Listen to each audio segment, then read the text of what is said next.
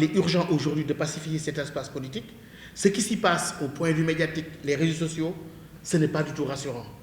On s'achemine vers des échéances électorales majeures, des législatives et bien présidentielles, à un moment où nous apprêtons à l'exploitation de ressources gazières, minières, etc. Et moi, je le pense que notre pays, va de plus en plus attirer les radars. Pourquoi? Notre pays, la Côte d'Ivoire, où ce n'est pas encore réglé.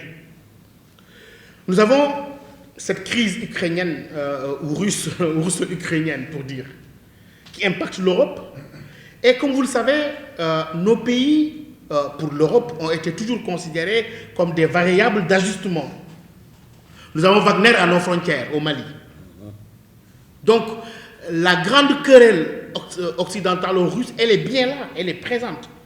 Nous allons être, tous ces pays voisins du Mali, nous serons de plus en plus dans la position du Tchad par rapport à la Centrafrique.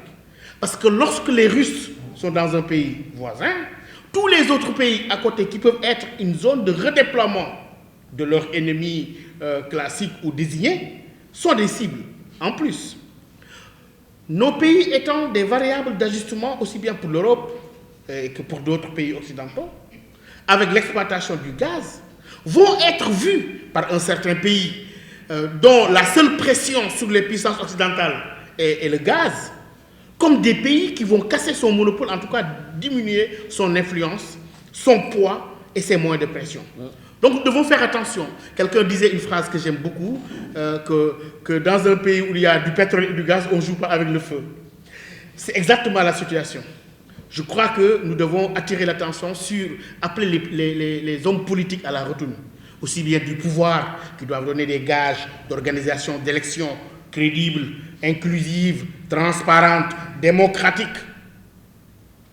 que de l'opposition qui doit être responsable, étant en même temps impliquée dans la gestion du pays, mais aussi les forces vives. Il faudra faire attention à ces signaux et à ces trois chocs concomitants qu'un pays ne pourrait supporter, des menaces sérieuses à nos frontières, une crise politique qui s'annonce et des vulnérabilités socio-économiques graves. Nous devons être vigilants, tous ensemble, mais par la prévention et par le dialogue. Et je pense que le Sénégal a encore des ressorts pour pouvoir rebondir. C'est ça le principe de la résilience. Mais encore faudrait-il que cette résilience-là soit valorisée, mais qu'on donne toute sa place à la prévention.